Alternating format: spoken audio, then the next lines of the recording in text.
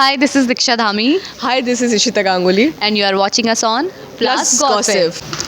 Hello ma'am, सबसे पहले तो मैं आपका स्वागत करना चाहूँगी प्लस गॉसिप चैनल पे। यहाँ पे जैसे आपने देख चुके हो कि बड़ी हवेली की छोटी ठकुराइन आ रही है।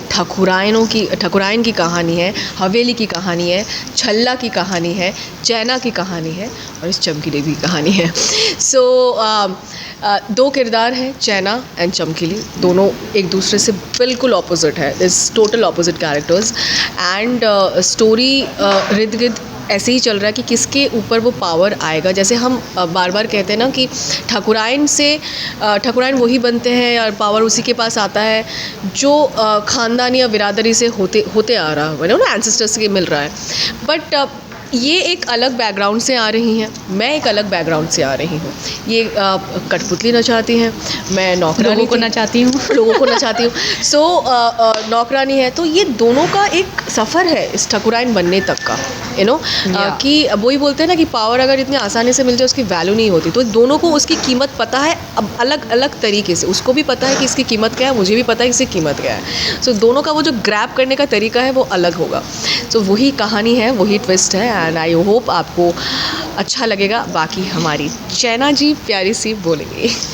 ऑफ कोर्स यार, स्टोरी का तो आपने देख ही लिया होगा प्रोमो में। तो अभी तक बहुत कॉन्फिडेंशियल लोगों के अंदर अभी चीज़ें चल रही हैं कि क्या स्टोरी है, क्योंकि इसमें दो अलग अलग लड़कियां हैं और दो पलड़ा था जिसमें एक उठ गई है, दूसरी को गुस्सा आ गया, फिर चाबी का छल्ला एंड वाई चाबी का छल्ला। तो जैसे एज इशिता सेड की हमारे यहाँ यही होता है ना कि ठाकुर का बेटा ठाकुर बन रहा है, फिर जो बहू आ रही है वो भी ठाकुर की फैमिली से आ रही है। तो वो चाबी के छल्ले के पीछे की पूरी कहानी है। तो चैना कहीं किसी और बैकग्राउंड से आ रही है, चमकीली किसी और बैकग्राउंड से आ रही है। तो ये दोनों उस चाबी के छल्ले तक कैसे पहुंचेंगी, फिर वो चाबी का छल्ला किसे मिलेगा, कैसे मिलेगा, क्या ट्विस्ट एंड टर्न्स आएंगे, तो इसी के ऊपर सारा शो है। इस शो के अंदर जो आपका कैरेक्टर दिया गया है, आपकी जो पर्सनल लाइफ पर्सनैलिटी है, कितना मिलता जुलता है आप दोनों की पर्सनैलिटी कैरेक्टर से? यार कैरेक्टर से मेरा तो मैं 50-50 बोलूँगी, क्योंकि चैना इज़ वेरी इम्प्रॉम्प्ट। उसको अगर कुछ दिख रहा है कि यार कुछ गड़बड़ हो रही है तो वो उसी टाइम बोल देगी।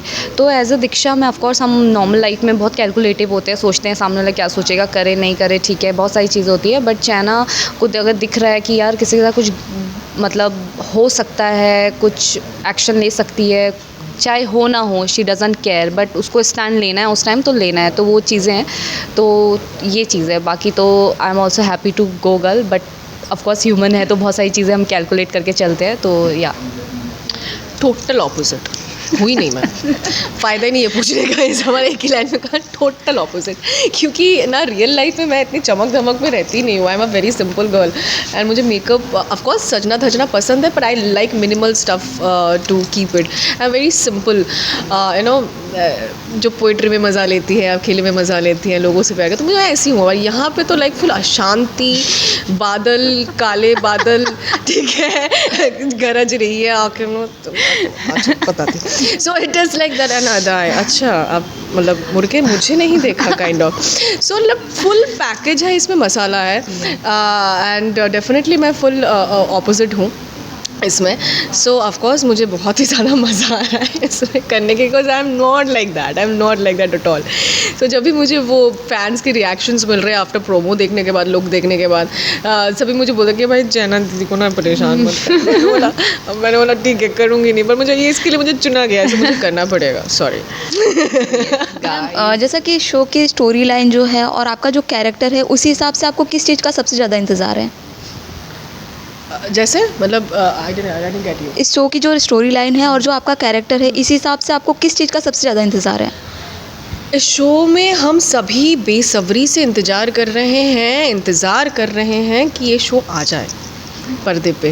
फिर आपको हर एक चीज़ के हमारे इंतज़ार है। पहली तो जो सीन्स इन्होंने किया है, हमने किया है, पूरे सब ने किया है टीम ने मिलकर, वो सब पर्दे पे आ जाए। हमें उसी दिन का सभी को क्योंकि इंतज़ार उसके बाद है। फिर आप लोग इंतज़ार करेंगे 9 बजे का।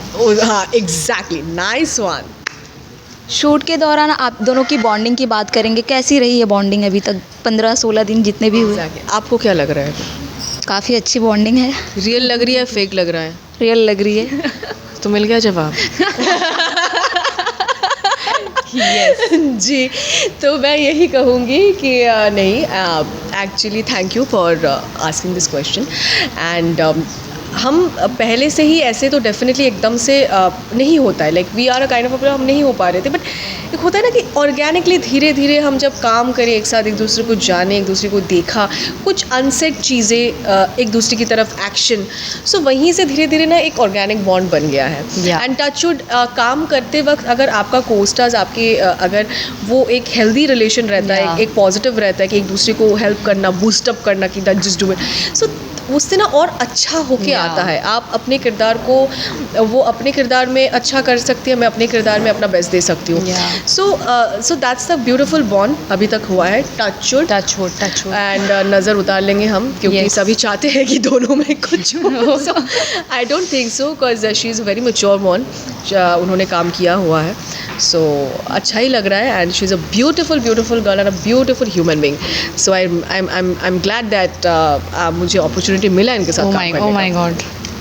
मुझे भी। मैंने आपके लुक में एक चीज़ नोटिस की, जो कि आपने कलाई पे बांधी हुई है। ये Yeah. नंबर यहाँ इसका- लगे। ये क्यों पहना हुआ है आपने? ये इसकी एक स्टोरी है, जो स्टोरी है तो उसके लिए आपको स्टोरी देखनी पड़ेगी। ये इसको कौड़ी बोलते हैं, तो ये कौड़ी के लिए आपको देखना पड़ेगा, इंतज़ार करना पड़ेगा, अब सब कुछ तो नहीं बता सकते हैं। तो Exactly. यस, इसके पीछे की स्टोरी है। अभी तक मतलब आपको जितने भी आपने शो किए होंगे या फिर कोई भी कैरेक्टर किया होगा, ये कैरेक्टर आपको कैसा लग रहा है? बिल्कुल हटके लग रहा है, फुल हटके, हटके झटके सब है इसमें। मैंने जो लास्ट शो किया था उससे पहले भी जितने सारे मैंने किए हैं, माइथोलॉजिकल और सोशल फिक्शन, नॉन फिक्शन, जो भी जितने सारे किए हैं, उससे ये बहुत ही डिफरेंट है। और रघुवीर सर ने, शिमारू चैनल ने बहुत ही सोचा है इस किरदार को लेके, क्योंकि इस किरदार में सिर्फ लुक ही इतना ऐसा है, तो सीन्स भी जिस तरह से डिज़ाइन किया जाता है जब हम करते हैं, एज एन एक्टर मैं रोज़ ग्रो कर रही हूँ कि कितना कुछ सीखने को मिलेगा एज एन एक्टर, कि आप वो सारे शेड्स आप पोर्ट्रे कर पाओ। सो येस, बहुत ही ज़्यादा हटके कैरेक्टर है ये। आप क्या कहना चाहेंगे? ऑफ कोर्स मुझे बहुत अच्छा लग रहा है ये कैरेक्टर के लिए। सॉरी, मैं क्वेश्चन भूल गई आपका। आपको अपना कैरेक्टर कैसा लग रहा है? मुझे मेरा कैरेक्टर मैं इनकी सुनने में लगी थी। या ऑफ कोर्स मुझे मेरा कैरेक्टर ऑफ कोर्स बहुत अच्छा लग रहा है। और एज अ चैना, जैसे मैंने बोला कि कहानियाँ सुनाती हूँ मैं, तो जो इसका जो इनिशियल वो है, जो इसका इनिशियल बैकग्राउंड है कि कहानियाँ सुनाती है, और ये कहानियाँ सुनाना इसने कहाँ से सीखा है, या कहाँ से इसको ये चीज़ें मिली हैं, ये भी एक स्टोरी है, वो आपको देखना पड़ेगा। तो बहुत अच्छा कैरेक्टर है कि इम्प्रॉम्प्ट ये कहानियाँ सुनाने लग जाती है, किसी की हेल्प हो रही हो तो वहाँ कहानियाँ बनाने लग जाती है, लोगों को खुश रखने के लिए कहानियाँ बनाती है। तो मैं काफ़ी चीज़ें सीख रही हूँ इस कैरेक्टर से। तो yes, I am happy to play Chaina. ये ना जुगाड़ू भी है। हाँ, जुगाड़ू, वो भी देखा होगा आपने, तो ये बहुत जुगाड़ू है। बस इसको किसी भी तरीके से चीज़ें सॉल्व करनी है, चाहे जुगाड़ हो जाए, चाहे कहानियाँ हो जाए, कुछ भी हो जाए, तो जुगाड़ू चैना, जैसे जो कि आप लोग देख रहे होंगे आजकल, जुगाड़ू चैना। मैम, आप दोनों से एक सवाल है मेरा कि इस शो को जो ऑडियंस देखेगी वो क्यों देखेगी? आपके नज़रिए से आपको क्या लगता है? I think it's not a think, it's our believe, because जैसे हमने पहले ही बोला है कि एक तो ये शो में बड़ी हवेली की छोटी ठकुराइन, एक ठकुराइन की कहानी है। हम सभी वो कहानी सुनने में हमें अच्छा लगता है, एंड ये डिफरेंट है, देवरानी जेठानी का टशन है, पर उसके इर्द गिर्द भी बहुत सारी चीज़ें हो रही है, जहाँ पे ये दो कैरेक्टर कैसे एक दूसरे से भिड़ रही है, एक दूसरे से दूर जा रही है, कैसे एक दूसरे में वो ट्विस्ट एंड टर्न्स हो रहा है। तो वो बहुत ही इंटरेस्टिंग है। और इस शो में बहुत सारे मीटर आप देखोगे, सुर, लय, ताल, सब आपको अच्छा लगेगा देखने में। एंड बहुत सारे शेड्स हैं। एंड रघुवीर सर बहुत अच्छे कामयाब राइटर रह चुके हैं, एंड शिमारू चैनल में बहुत सक्सेसफुल शोज़ आ चुके हैं।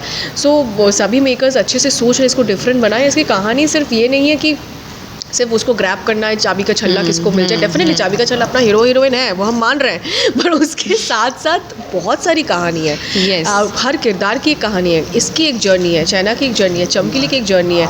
क्यों दो एक लड़कियां जो हवेली से कोसों दूर तक कोई नाता नहीं है, वो यहाँ पे क्यों आ गई, और इन दोनों के अंदर क्यों ये टशन हो रहा है, यू नो, ठकुराइन बनने की, चाबी की छल्ला उसके हाथ मिलने की। आई थिंक ये सारी बहुत सारी चीज़ें हैं कि जो लोगों को बहुत आकर्षित करेगा एंड आप लोगों को देखने में बड़ा मज़ा आएगा। और आप लोगों ने प्रोमो में देख ही लिया होगा कि जैसे आप पूछ रही है क्यों एक्साइट करेगी ये स्टोरी, तो प्रोमो से ही काफ़ी लोगों को एक्साइटिंग लग रहा है कि यार इसके पीछे क्या स्टोरी है। मतलब चाबी का छल्ला है, 2 लड़कियां पलड़े में बैठी हैं, एक उठ गई एक बैठ गई, उसके हाथ में चाबी का छल्ला आ गया।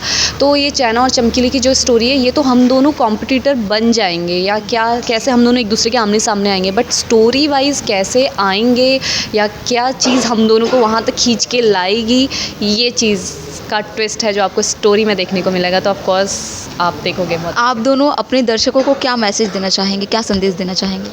यही कि इस शो से आप लोगों को बहुत कुछ सीखने को भी मिलेगा। आप लोगों को डेली जो रोज़मर्रा की ज़िंदगी है, आप थक के जब टेलीविज़न के पर्दे के सामने बैठेंगे अपने परिवार के साथ, तो बहुत सारी चीज़ें आपको देखने के मिलेगा, एंटरटेनमेंट मिलेगा और एक बहुत अच्छा शो मैसेज भी देगा। Yes. सो इसीलिए आप ये शो देखिए। 27 जनवरी से बड़ी हवेली की छोटी ठकुराइन रात 9 बजे सिर्फ और सिर्फ शिमारू उमंग पर। खम्मा घड़ी। खम्मा घड़ी। बहुत बहुत धन्यवाद मैम आप दोनों। धन्यवाद आपका। Thank you so much.